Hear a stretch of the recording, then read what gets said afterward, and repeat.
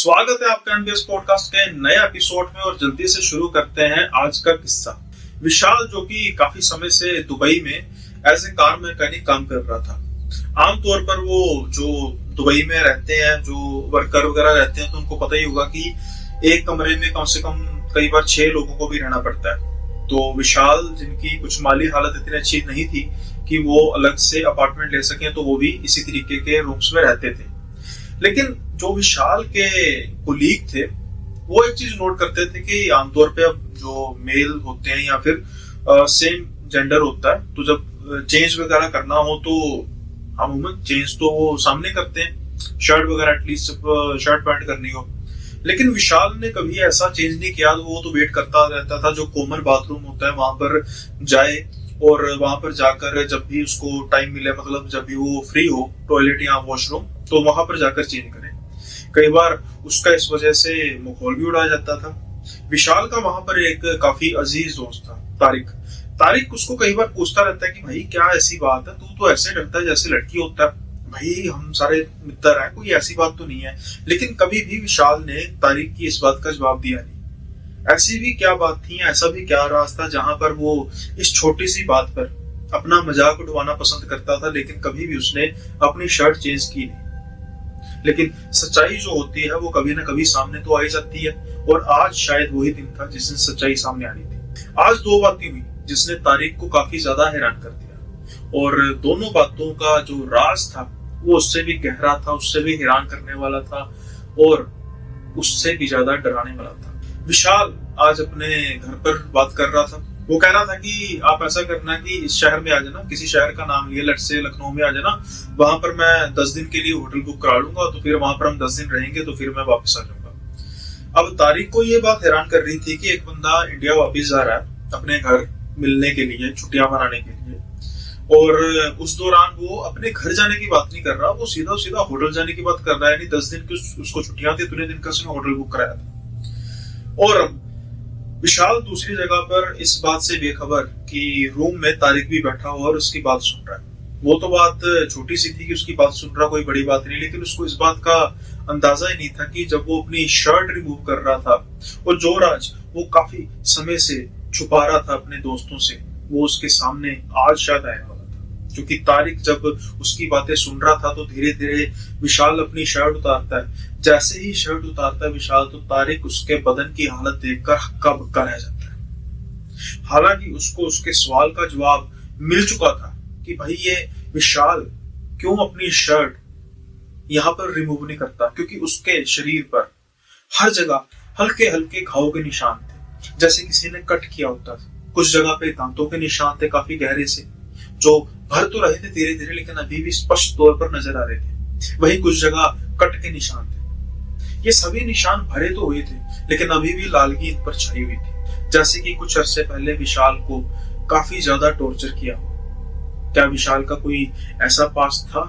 क्या वो क्रिमिनल था? क्या वो आर्मी में तो नहीं था कि किसी दूसरी देश की आर्मी ने उसको काफी ज्यादा टॉर्चर किया और आज वहां पर ये कार मैकेनिक के तौर पर काम कर रहा है? स्पाई तो नहीं है कहीं जासूस, कुछ ऐसा?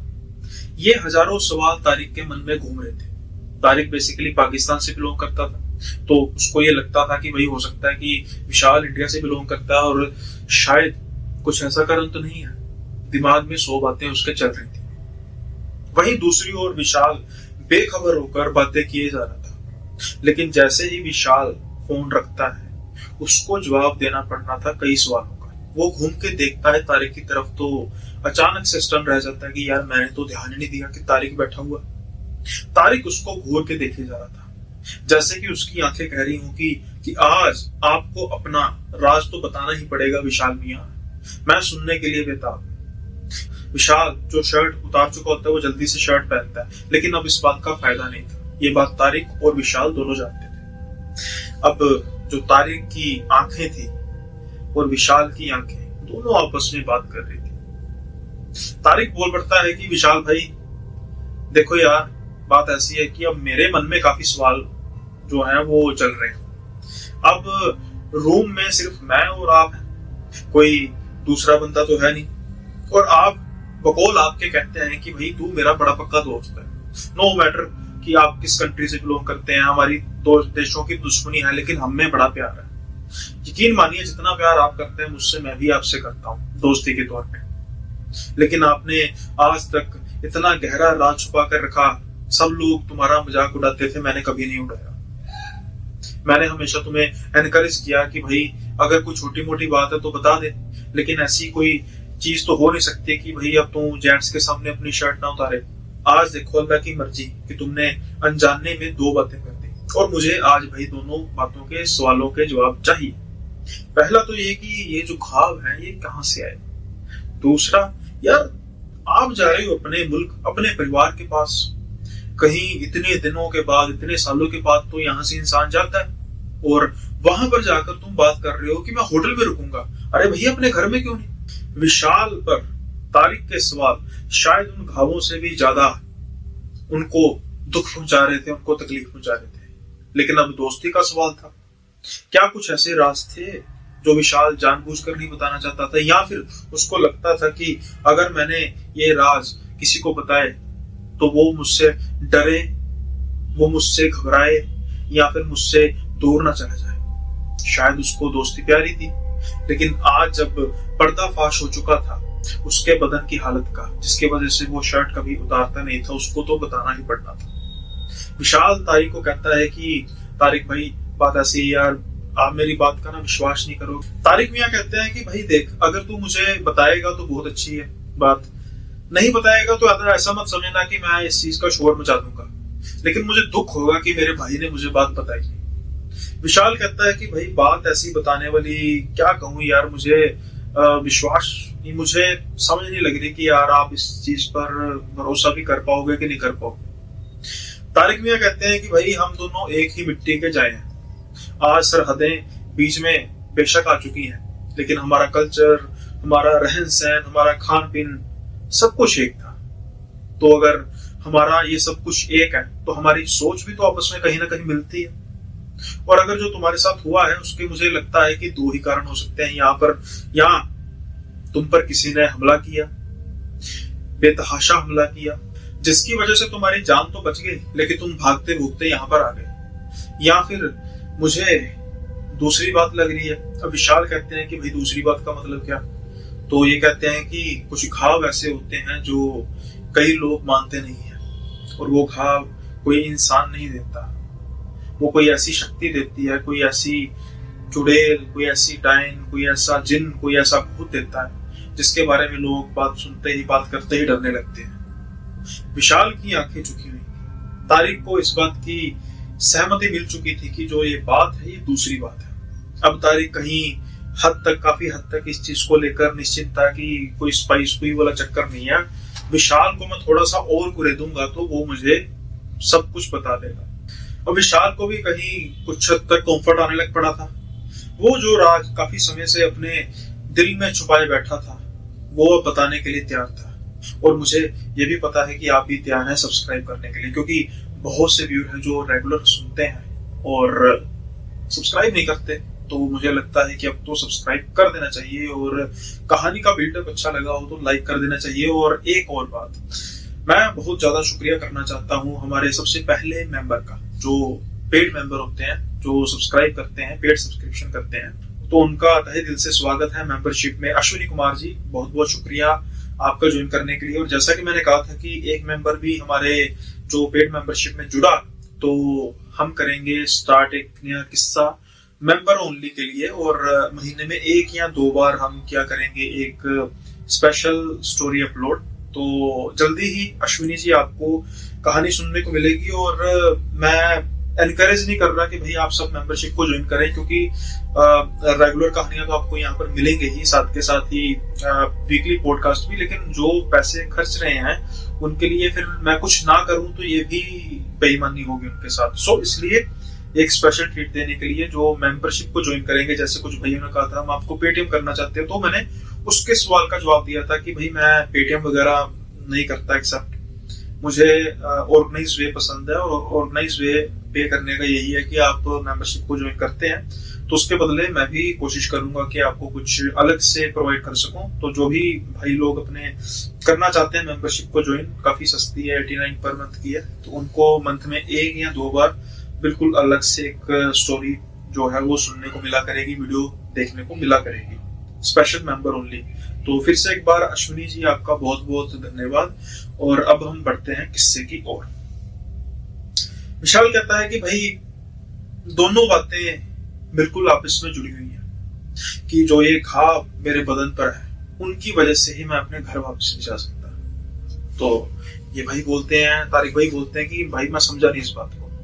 कहते हैं आप देखो भाई मैं बहुत अच्छा मैकेनिक हूँ, ये तो सब जानते हैं, जितना मैं यहाँ पर कमा रहा था उससे कुछ कम तो कमा रहा था, लेकिन खर्चे भी तो यहाँ पर पूरे हैं। तो मेरी मति थोड़ा मारेगी है कि भाई मैं अपना घर छोड़कर, अपना गांव छोड़कर यहाँ पर आया हूँ और बड़ी मुश्किल से गुजारा कर रहा हूँ अपने परिवार से दूर। और तो और एक तो चलो ये लोग तिजारत तो करते ही हैं, माइग्रेट तो करते ही हैं, लेकिन कभी ना कभी तो अपने घर जाते ही हैं।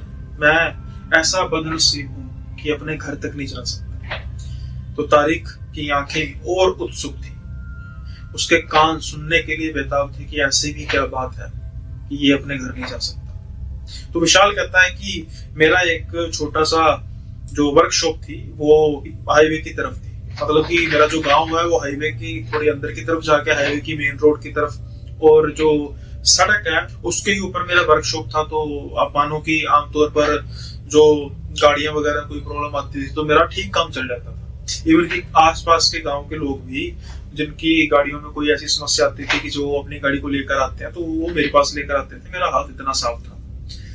अब सब कुछ ठीक चल रहा था, परिवार में सब कुछ ठीक चल रहा था। मेरे साथ मेरे 2 और लड़के होते थे जो मतलब गांव के थे और दोनों सगे भाई थे।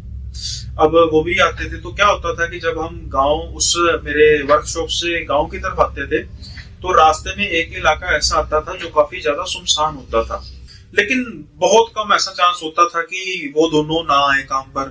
कई बार एक आधा छुट्टी जरूर कर लेता था लेकिन दूसरा जरूर काम पर होता था। तो मतलब मैं कभी उस रास्ते से, मुझे याद नहीं कि मैं कभी बहुत समय के लिए अकेला गया हूँ। एक आधा दिन तो चलो समझ में आता है, लेकिन अब क्या था कि एक बार क्या होता है कि इन दोनों भाइयों में से जो बड़ा भाई था उसकी शादी थी, तो उसकी वजह से इन्होंने फिर 10 दिन की छुट्टी मांगी, क्योंकि छोटे भाई को भी तो काम साथ में करना पड़ना था, तैयारी करनी पड़नी थी।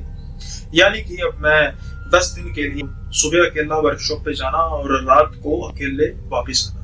सुबह का तो समझ आता है, लेकिन रात को तो अमूमन तकरीबन 8-9 बज जाते थे और वहां पर होता था घना अंधेरा।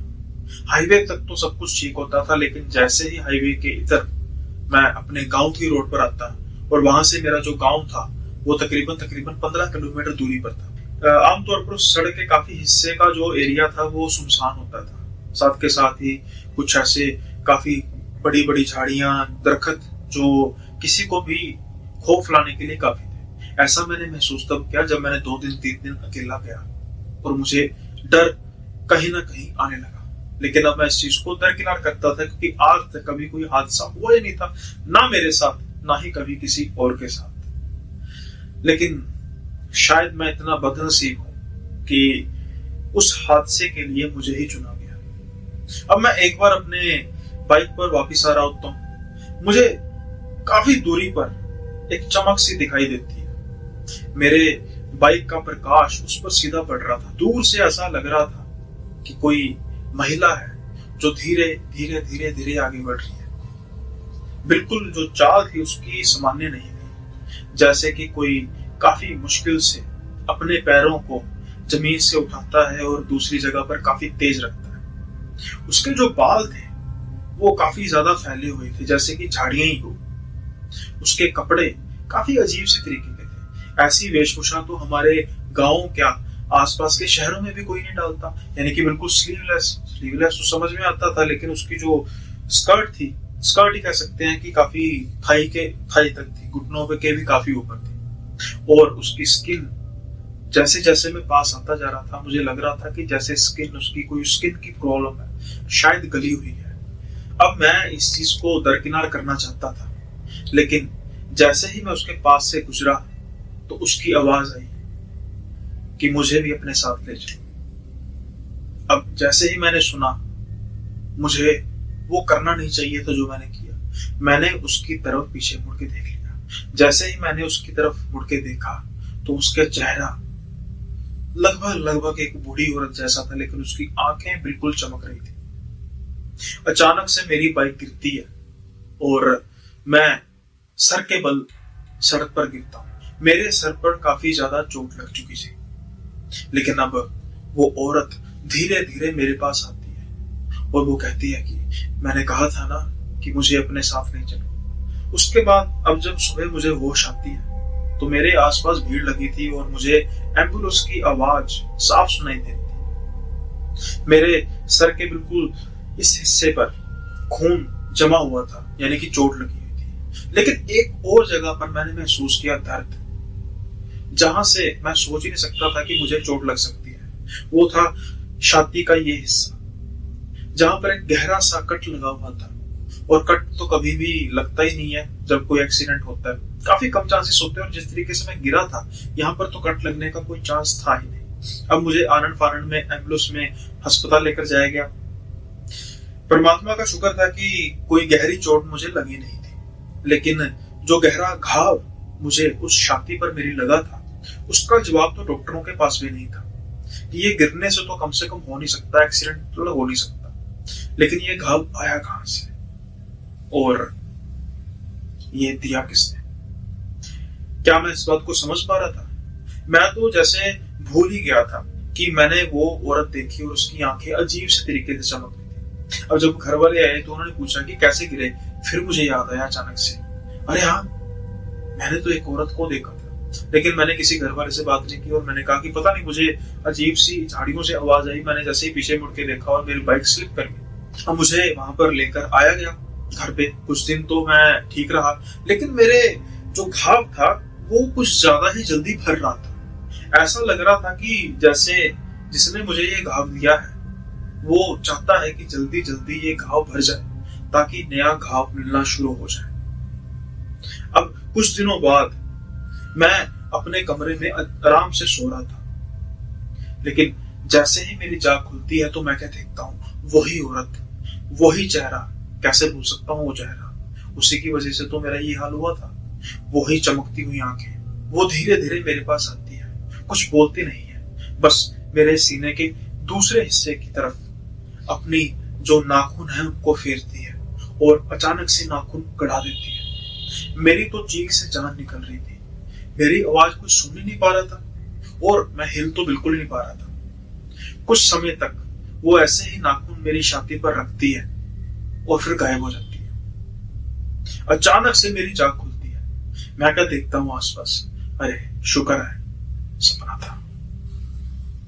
लेकिन वो औरत, यार ये कैसे हो सकता है? शायद डरावना सपना था, वो अभी भी मेरे दिमाग में घूम रही है। अब मैं उठने की कोशिश करता हूं तो अचानक से मुझे दर्द होती है मेरी छाती के हिस्से से। अब जैसे ही मैं उस हिस्से को देखता हूं तो क्या होता है कि वो घाव बिल्कुल वहीं पर था। मेरी सिट्टी पिट्टी गुल हो जाती है। अब मैं जल्दी से भागकर अपनी माँ के पास जाता हूँ और उनको सारी बात बताता हूँ। जो घाव था वो अपने द्वारा तो दिया ही नहीं जा सकता था। सारे घर वाले डर जाते हैं बात को सुनकर और कहीं ना कहीं सबके मन में यह बात आती है कि हो ना हो ये किसी चुड़ैल का काम है। अब एक दो दिन तो ऐसे ही बिल्कुल ठीक रहा। कहीं ना कहीं कोशिश की जा रही थी कि इन बातों को भुला दिया जाए, लेकिन फिर कुछ दिनों बाद मुझे वही सपना आता है और इस बार वो वार करती है मेरी बाजू पर। और जैसे ही मैं उठता हूं तो वहां पर फिर एक घाव होता है, कट का घाव। अब किसी तांत्रिक के पास लेकर जाया गया, तांत्रिक ने ध्यान लगाया। अब मुझे नहीं पता कि वो तांत्रिक कितना सच्चा था या फिर ये कहें कि वो कितने सच्चे तांत्रिक थे, क्योंकि एक तांत्रिक से दिखाया होता तो फिर मैं ये कहता, ना जाने ही कितने तांत्रिकों को दिखाया। कोई मौली बांधता, कोई ताबीज बांधता, लेकिन धीरे धीरे धीरे मेरे बदन पर घावों की संख्या बढ़ती जा रही थी और मैं कमजोर ही होता जा रहा था। अब तो मुझसे काम भी नहीं हो पाता था। एक घाव बड़ी मुश्किल से भरता, वही दूसरा घाव फिर से हो जाता और वही सपने, हर बार वही चुड़ैल सपने में आती और मुझे एक नया घाव देकर चली जाती। मैं तो बस अब मौत की दुआ मांगने लगा था कि हे परमात्मा, अगर मुझे इस चुड़ैल से नहीं बचाना तो मुझे मौत ही दे दो, वो ही अच्छी है।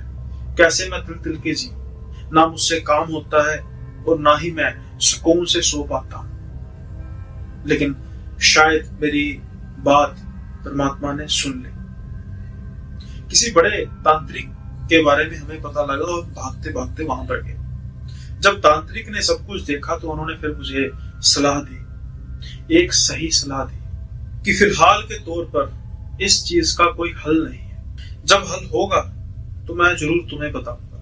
हो सकता है कि इसका हल ढूंढने के लिए 10 दिन लग जाए, हो सकता है कि 10 महीने लग जाए, और हो सकता है कि 10 साल भी लग जाए। क्योंकि जो चुड़ैल तुम्हारे पीछे लगी है, शायद कहीं तुमने उसको सहमति दी थी, क्योंकि तुमने उसको पीछे मुड़ के उसकी तरफ देखा, उसकी वजह से वो तुम्हारे पीछे है और तुम्हें वो, या कह सकते हैं कि तुम्हारे साथ वो खेलती है, तुम्हारा बड़े आराम से शिकार करती है। जब उसका खून पीने का मन होता है तो वो तुम्हारा खून पीती है। वो तुम्हें मारेगी नहीं, जब तुम बिल्कुल ठीक हो जो करोगे फिर तुम्हारा खून पिएगी, वो तुम्हारा शिकार करेगी, लेकिन तुम्हें ऐसे ही जीना पड़ेगा। ये सुनकर तो बस मैं रोने ही लग पड़ा कि मैं ऐसी जिंदगी नहीं जीना चाहता, इससे अच्छा तो मैं आत्महत्या कर लूंगा। लेकिन फिर तांत्रिक महाराज कहते हैं कि उसकी जरूरत नहीं है, जब तक इसका हल मिल नहीं जाता तब तक तुम्हें ये देश छोड़कर जाना पड़ेगा। और तो और जब भी वापस आओगे तो फिर अपने घर नहीं आ सकते। अपने घर अगर वापस आओगे तो फिर वो खेल शुरू होगा जो तुम्हारे साथ अभी चल रहा है। फिर मैं पूछता हूं कि इसके लिए देश छोड़ने की क्या जरूरत है, क्यों ना मैं कहीं दूसरे राज्य में चला जाऊं। लेकिन फिर तांत्रिक जी ने समझाया कि समंदर पार करने से इनकी ताकतें काफी कम हो जाती है। हो सकता है कि दूसरे हिस्से में देश के जाओगे तुम पर असर कम हो, लेकिन असर होगा। अगर तुम देश छोड़कर जाओगे तो असर खत्म हो जाएगा, और जब वापिस आओगे तो असर, दूर रहोगे जितने बड़े घर से, उतना ही असर कम होगा या ना के बराबर होगा। अब बताओ भाई, मैं फिर अपना सारा घर बार छोड़कर वहां से यहां पर आया। आज मुझे 5 साल हो चुके हैं। तांत्रिक जी को अभी तक उसका हल नहीं मिला। 5 साल में मैं 2 बार अपने देश वापस गया हूं, लेकिन घर नहीं जा सका। जितना दूर हो सकता था घर से मैं रहता हूं, अपने परिवार से मिलता हूं और वापस चला आता हूं। इसलिए मैंने शादी तक नहीं की, क्योंकि जो मैं झेल चुका हूं मैं नहीं चाहता कि मेरा परिवार, मेरे बच्चे, मेरी पत्नी वो भी झेले। इंतजार हो रहा है बस इस चीज का कि कैसे कैसे करके इस समस्या का हल निकले। और वो एक काली रात की वजह से मेरी सारी की सारी जिंदगी बदल गई। तारिक इस बात को सुन रहे थे। वो जितना डरे हुए थे, जितना सहमे हुए थे, उतने दुखी भी थे। उनकी आंखों में आंसू थे, जैसे कि वो करना तो बहुत कुछ चाहते थे विशाल के लिए, लेकिन बेबस थे। इसका हल उनके पास कैसे हो सकता है जब इतने बड़े जानकारों के पास भी नहीं हुआ। विशाल कहते हैं कि मैं पहले बहुत ज्यादा पाठ पूजा नहीं करता था, बहुत ज्यादा पाठ पूजा करता हूँ। मेरे दुबई आने के बाद भी सपने में वो जो चुड़ैल आती थी, लेकिन कुछ कर नहीं पाती थी, मुझे घाव नहीं देती थी, बस पुराने घाव थे जो धीरे धीरे बढ़ रहे थे। लेकिन आज मेरा मन धीरे धीरे स्ट्रोंग होता जा रहा है। जैसे जैसे मैं धार्मिक किताबें पढ़ता हूँ, जैसे जैसे मैं सुनता हूँ महापुरुषों की वाणियां, मुझे होता है कि एक बार मैं दोबारा जाऊंगा अपने घर, जब मुझे लगेगा कि मैं इस काबिल हूं उसका सामना करने के लिए। फिलहाल के लिए मैं अभी ऐसा कुछ समझ नहीं पा रहा, और कहीं ना कहीं मुझे इंतजार भी है कि वो तांत्रिक शायद हल ढूंढ ले। आई होप ये आपको किस्सा पसंद आया होगा, और अगर आपको पसंद आया तो लाइक करना मत भूलिएगा। और जल्दी से बढ़ते हैं अब अगले किस्से की ओर। आमतौर पर हमारे घर वाले कहते हैं कि भाई हमें हमेशा अच्छी संगत में रहना चाहिए, बुरी संगत का बुरा नतीजा होता है। आज का ये किस्सा जितना डरावना है, जितना खौफनाक है, कहीं ना कहीं इस चीज की सीख भी देता है। क्योंकि अमृत वैसे तो वो स्कूल में काफी अच्छे मार्क्स लेकर पास हुआ, लेकिन जब वो कॉलेज गया तो उसको हवा लग गई। अमृत अब थोड़ा सा बुली करने लग पड़ा, क्योंकि उसको साथ मिला था समीर जो कि कॉलेज का गुंडा था। अभी कॉलेज में आते ही उसने अपनी धाक जमानी शुरू कर दी। तो वैसे तो वो पहलवान टाइप की पर्सनैलिटी था, 6 फीट से ज्यादा उसकी हाइट थी, बॉडी बिल्डिंग का शौक था, साथ के साथ ही उसके नेताओं से अच्छे संबंध थे। परिवार था वो पॉलिटिकल एक्सपोज था, उसकी वजह से कुछ नेताओं को भी जानता था, तो उसकी धौंस वो सारे कॉलेज में जमाता फिरता था। अब अमृत के साथ समीर की अच्छी दोस्ती हो गई थी और समीर भी ये चीज को काफी पसंद करता था कि कॉलेज में उसकी अलग ही शान बान होगी। कई बार वो लड़कों की बेइज्जती करता, क्योंकि उसको पता था कि अगर कोई मुझे मारने की कोशिश करेगा, मुझे सताने की कोशिश करेगा, समीर तो है। समीर भी काफी अच्छी दोस्ती निभाता था, सही कामों में हो ना हो, गलत कामों में तो बिल्कुल। किसी को तंग करना हो अमृत को तो समीर साथ में है, समीर को किसी को कोई काम हो तो अमृत उसका काम करता था। ये इन दोनों की जुगलबंदी काफी अच्छी थी और तकरीबन सारा कॉलेज इनसे डरता था। लेकिन कहते हैं ना कि हर एक चीज का कंपटीशन तो होता ही है। पहला साल तो इन्होंने काफी अच्छा गुजारा, दूसरा साल आते आते वहां पर एक कंपटीशन आ गया। एक लड़का वंश जो इस कॉलेज में आया था, वो भी समीर की लाइक माइंडेड पर्सनैलिटी ही था। लाइक माइंडेड नहीं कह सकते कि वैसे ही सोच वाला, मतलब समीर के साथ नहीं बनती थी, समीर के साथ तो बिल्कुल नहीं बनती थी। आते ही बस उसकी समीर के साथ टसल हो गई, क्योंकि कुछ ही दिनों बाद जो कॉलेज का प्रेसिडेंट होता है उसके इलेक्शन थे। अब समीर अपने आप को तो पहले ही समझ चुका था कि बस प्रेसिडेंट तो वही बनेगा, लेकिन अब उसको वंश से मिला कंपटीशन। समीर ये बात को एक्सपेक्ट कर ही नहीं रहा था कि ऐसा भी कुछ होगा। इसकी वजह से इन दोनों की टसल बढ़नी शुरू हो गई, एक दूसरे को गाली गलौज, कॉलेज का माहौल ही बदल गया। अब जो हम दो जनों का ग्रुप था, हमारा ग्रुप बड़ा हो गया जो हमें सपोर्ट करते थे, और वहीं दूसरी ओर वंश का भी ग्रुप बड़ा हो गया। समीर को नजर आ रहा था कि कहीं ऐसा ना हो कि जो कॉलेज की प्रेसिडेंटशिप है लड़कों की, वो वंश ना जीत जाए। समीर कहता है मुझे कि भाई ऐसा करते हैं, इसको सबक सिखाते हैं, इसको पार्किंग में घेरेंगे और इसको लगाएंगे 2 चमाट, देखना है कैसे मानता है। तो मैं उसको कहता हूँ कि भाई देख, बुलिंग तक तो ठीक है, वर्बली हम किसी को अब्यूज कर रहे हैं, लेकिन अगर मारकुटाई में आ गए तो कॉलेज से सस्पेंड होंगे और जेल जाने तक की नौबत आ सकती है।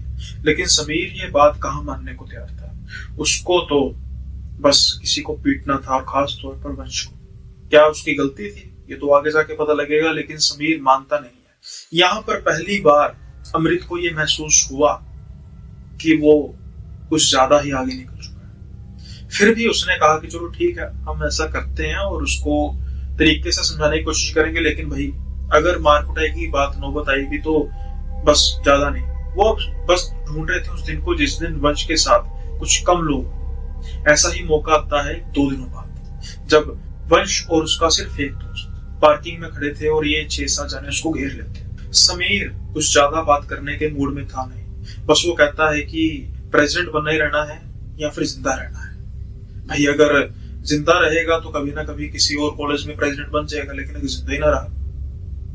वंश भी कहां पर कम था, वो भी उसके साथ गाली गलौज करता है और देखते ही देखते लड़ाई होनी शुरू हो जाती है। वो 2 थे, हम 6 थे, लेकिन मुझे इस बात का पता नहीं था कि जो बाकी के लड़के हैं वो अपने साथ बेसबॉल बैट लेकर आए हैं। शायद समीर ने उनको कहा था, क्योंकि वो बड़े गुस्से से अपने एक दोस्त को कहता है जल्दी पकड़ा मुझे।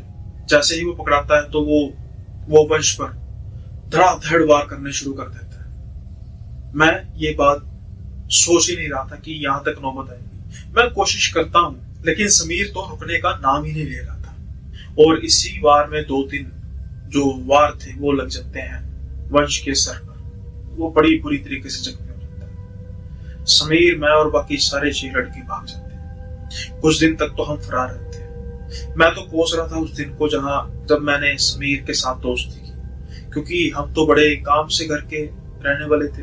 वहीं समीर पॉलिटिकली पावर्ड था, वो तो कहीं ना कहीं बच सकता था। अब जब यहाँ तक नौबत आ गई तो फिर बात सुलह सफाई पर हुई। वंश को काफी ज्यादा चोटें लगी। हमारा पूरा 1 महीना खराब हुआ, कॉलेज से भी सस्पेंड हुए, लेकिन 1 महीने बाद कुछ हद तक ठीक हुआ जब वंश ठीक हुआ और फिर इन दोनों की सुलह सफाई हुई। लेकिन क्या यहीं पर बात खत्म होने वाली थी, या यूं कहें कि बात यहीं से शुरू होने वाली थी।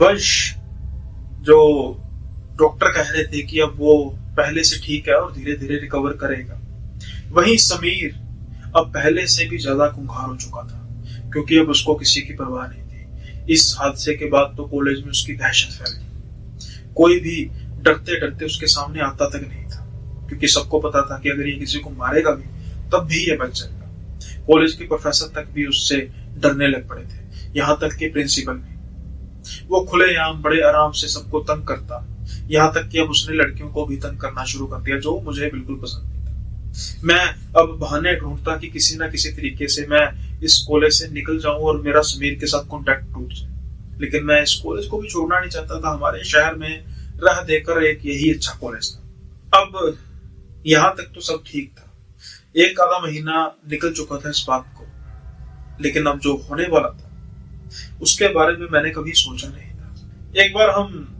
किसी रेस्टोरेंट में खाना खा रहे थे और समीर ड्रिंक भी कर रहा था। हालांकि मैं ड्रिंक नहीं करता, लेकिन मैंने कभी समीर को ड्रिंक करने से रोका नहीं। रेस्टोरेंट काफी ठीक ठाक था, अच्छा था, लैविश था, उसकी वजह से वहां पर आने वाले लोग भी ठीक थे। हम दोनों बड़े आराम से बातें कर रहे थे, तो समीर अचानक से बातें करते करते उसकी आंखें बड़ी हो जाती है। वो कहता है कि अरे ये यहाँ से कहाँ कैसे आ गया। मैं कहता हूँ किसकी बात कर रहा है भाई। कहता देख वंश, ये क्या यहाँ पे कर रहा है। मैं पीछे मुड़कर देखता हूँ, मैं कहता हूँ कि भाई कौन वंश, कहाँ पे है। वो तो यार तुझे पता उसको इतनी चोटें लगी है, वो तो घर में होगा, यहाँ पर क्या कर रहा है। कहता है देख नजर नहीं आ रहा तुझे। मैंने कहा भाई मुझे नजर नहीं आ रहा, तू मजाक तो नहीं कर रहा। अरे तूने ज्यादा पी ली है। समीर कहता है हाँ हो सकता है ज्यादा पी ली हो। अब हम बातें करने शुरू करते हैं और फिर से समीर कहता है कि मुझे ऐसे घूर घूर के क्या देख रहा है। वो दूसरे लड़कों की तरफ देख रहा था। अब वहां पर जो लड़के बैठे हुए थे वो भी इसकी तरफ देखने लग पड़े। वो कहते हैं कि हाँ भाई क्या बात है, क्या दिक्कत है, क्या परेशानी है। तो समीर कहता है परेशानी में तो मैं तुझे लेकर आऊंगा, पहले जो मार पड़ी थी वो क्या काम है, अब तू खाने आ गए यहाँ पे। अब वो लड़के हैरान थे कि भाई कौन सी मार, किसकी बात कर रहा है। मैं अब दोनों का बीच बचाव कर रहा था कि भाई कोई नहीं, ज्यादा ड्रिंक कर ली है। तो वो कहता है कि ड्रिंक कर लिया तो समझाना इसे। अभी समीर ये बात सुन ही रहा था कि उसको ना जाने क्या होता है, वो उसका गिरेबान पकड़ता है और उसको थप्पड़ लगाने शुरू कर लेता है। वहां पर उसके दो साथी और थे। हमारी सबकी गुत्थम गुत्थी हो जाती है और बदकिस्मती से वो भी जो लड़के थे अच्छी पहुंच थी उनकी। उनमें से एक फोन करता है पुलिस को और फोन करता है अपने साथियों को।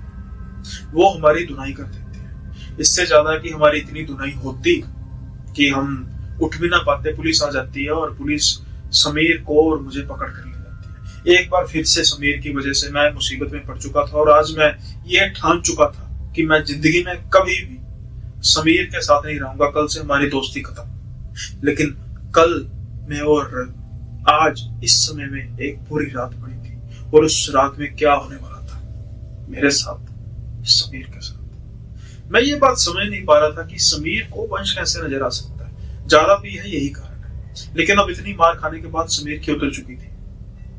समीर को जीप में बिठाया जाता है समेत मेरे, और उनको थाने में लेकर जाया था। वहां पर समीर अपनी धौंस जमा रहा था कि मैं तो छूट ही जाऊंगा कल, तो चिंता न कर, तुझे भी साथ में लेके जाऊंगा। अब मुझे गुस्सा था, मैं कुछ बोल नहीं पा रहा था क्योंकि ऐसा न हो कि हवालात में समीर मुझ पर हावी हो जाए। कुछ समय बाद मुझे नींद आ गई, मुझे पता भी नहीं लगा, लेकिन समीर के बड़बड़ाने से मेरी जाग खुली। कहता है तू यहाँ पर भी आ गया। मैं अचानक से देखता हूँ यार किसकी बात कर रहा है। अरे वो देख वंश वहां पे खड़ा है, देख अभी तक उसको चोटें लगी हुई हैं, पट्टियां बंधी हुई हैं, लेकिन फिर भी मेरे सामने आ गया। अभी मैं उसको देखता हूं, लेकिन मैं देख रहा था सामने तो कोई था ही नहीं। फिर क्या हुआ, समीर को मैंने कहा कि भाई मुझे कुछ नजर नहीं आ रहा, तेरी अभी तक उतरी नहीं है।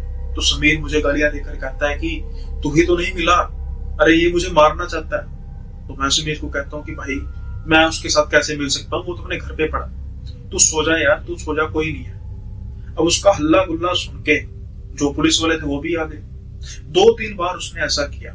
उसके बाद तो पुलिस वालों को भी लग रहा था कि बस ये बेवड़ा ऐसे ही करेगा। कुछ समय बाद मेरी जाग फिर से खुलती है, बड़ी ही अजीब सी आवाजों से, धक धक धक, जैसे कोई दीवार पर अपना सर टकराए जा रहा है। मैं देखता हूं कि समीर बड़े अजीब से तरीके से दीवार पर अपना सर टकराए जा रहा था, जैसे कि उसको किसी ने गर्दन से पीछे पकड़ा हो।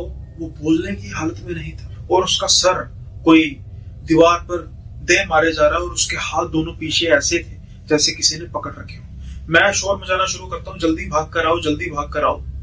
मेरा शोर सुनने के बाद सारे भाग कर आते हैं और वो भी सारे देखकर ये हैरान रह जाते हैं पुलिस वाले कि ये कर क्या रहा है, ये पागल कर क्या रहा है। वो जल्दी से दरवाजा खोलते हैं हवालात का और उसको पकड़ने की कोशिश करते हैं, लेकिन कोई फोर्स थी जो उन सब पर भी हावी थी। उनको वो जितनी भी कोशिश कर रहे थे वो सब नाकाम थे। वो दीवार पर समीर अपना सर मारे जा रहा था। कुछ समय बाद वो अचानक से गिरता है।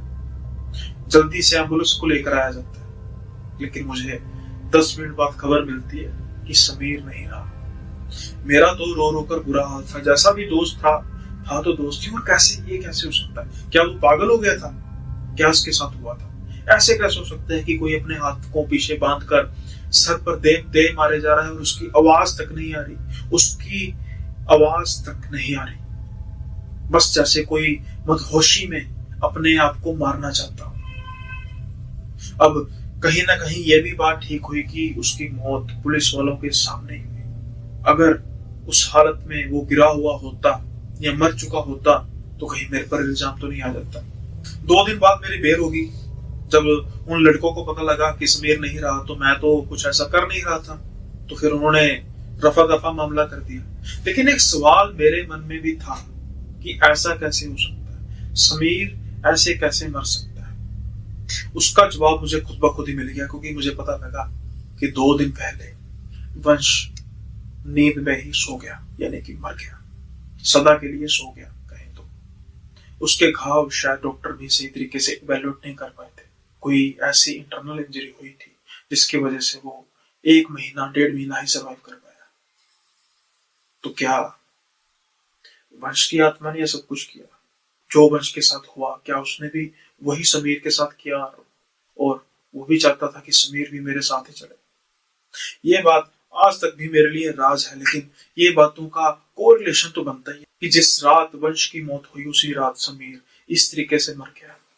मैं चाहता था समीर से छुटकारा पाना, लेकिन इस तरीके से नहीं, इस तरीके से तो बिल्कुल नहीं। फिर भी इस हादसे के बाद मेरी जिंदगी पटरी पर आ चुकी है।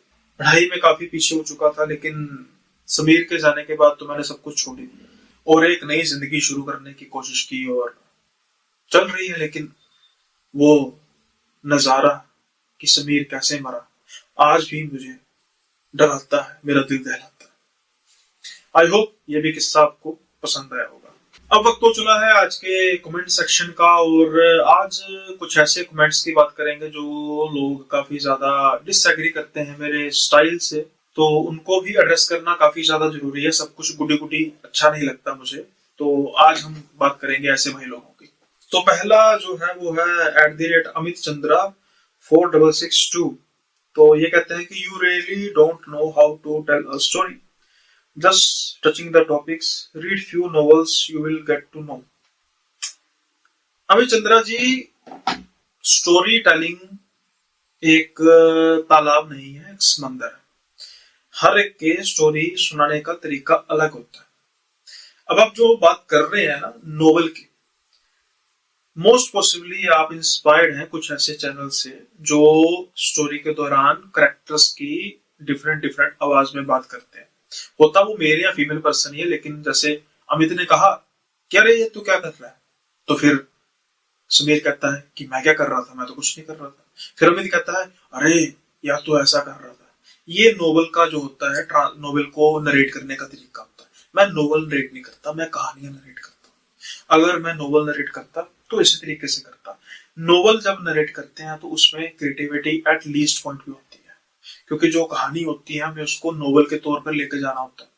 जब हम किसी कहानी को, किसी किस्से को नरेट करते हैं तो फिर वो बिल्कुल ओपन फ्लो में जाती है। आप कह रहे हैं कि you really don't know how to tell a story, मैं आपकी बात से बिल्कुल एग्री करता हूँ। मैंने कोई भी सर्टिफिकेशन अपने आप को नहीं दिया कि भाई मैं ही अच्छा स्टोरी टेलर हूँ। मेरे व्यूज जरूर देते हैं, तो शायद उनको ये बात बुरी लगे, कहीं को अच्छी भी लगेगी। तो इस चीज का कोई आंसर नहीं है और इस चीज का कोई जस्टिफिकेशन नहीं है कि हाँ मैं अच्छा हूँ या नहीं हूँ। तो मैं यही समझूंगा कि ठीक है, मुझे नहीं आती, मैं कोशिश करूंगा इसको और निखारने की मेरे भाई। जस्ट टचिंग द टॉपिक्स, भाई मैं कंक्लूड भी करता हूँ। अभी जैसे ये पिछले 2 टॉपिक को कंक्लूड किया मैंने किया है, तो टॉपिक टॉपिक टॉपिक तो हो रहा ही है ना भाई, उसका जो नरेट कर रहा हूँ कहानी को। तो आई डोंट नो कि आपको कैसे महसूस हुआ। And read few novels, you will get to know. भाई बहुत नॉवल पढ़े हैं जिंदगी में, इसलिए मैंने आपको फट से जवाब दे दिया। बहुत नॉवल पढ़े हैं, आई होप आप भी पढ़ते होंगे और इसलिए ही आपने कहा है। बाय द वे, आपका फेवरेट नॉवल कौन सा है ये जरूर बता देना। मेरा फेवरेट नॉवल पंजाबी का है, तो फिर आपकी शायद इससे दूर दूर तक रास्ता नहीं होगा।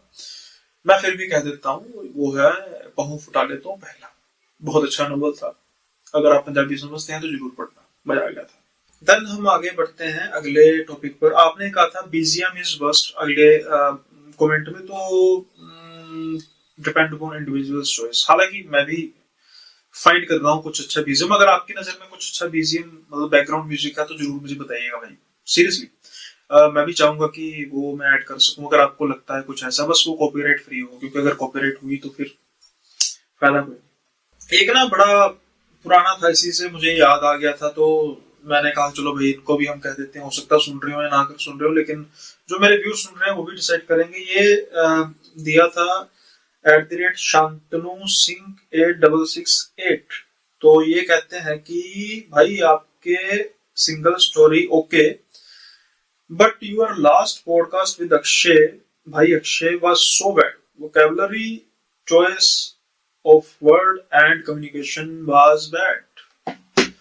जिस चीज को आप कम्युनिकेशन कह रहे हैं उसको स्लैंग बोलते हैं, जो मेरा हल्का फुल्का पंजाबी का बीच में स्लैंग है।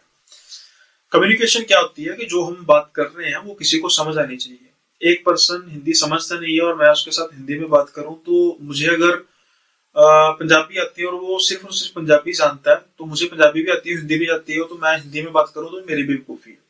सो मेरे हिसाब से अक्षय भाई मेरे साथ हिंदी में बात कर रहे थे, तो मैं भी उनके साथ हिंदी में बात कर रहा था। थोड़ा सा वे होता है पंजाबी का, अलग बात है ना। वोकैबुलरी भाई आई डोंट नो कौन सा वर्ड मैंने गलत बोला हो, अगर बोला हो तो उसके लिए बहुत बहुत माफी। बाकी ये आपकी पर्सनल चॉइस है। लोग मेरे सिंगल स्टोरी तो पसंद करते ही हैं, पॉडकास्ट भी पसंद करते हैं, ना पसंद करने वाले भी बहुत है जिनमें से आप हैं, तो कोई दिक्कत नहीं। कोशिश होगी सुधार करने की, लेकिन फिर से मैं पढ़ूंगा वो वाला, उसी फिर से मैं पॉडकास्ट देखूंगा, ध्यान से सुनूंगा। हालांकि वहां पर 95% से ज्यादा की जो आबादी है कमेंट की, वो काफी पॉजिटिव थी, उनको मेरे कहानी सुनाने का तरीका काफी पसंद आया। तो हो सकता है कि आपकी चॉइस से मैच ना खाता हो, इसलिए आपको पसंद ना आया हो। खैर अब क्या किया जा सकता है भाई, फिर भी अच्छा, थैंक यू आपने मुझे सजेस्ट किया, आपका फीडबैक। इन्होंने ही अभी आज कल में ही मुझे भेजा है कि जो अभी रिसेंट थी, नहीं भाई वाज नॉट इम्प्रेस्ड। कोई बात नहीं भाई, अब मैं क्या कर सकता हूँ, हजारों लोग सुनते हैं, उनमें से कुछ होते हैं कुछ नहीं इम्प्रेस्ड होते। अब हम बात करते हैं एक अपने बड़े ही खास भाई की।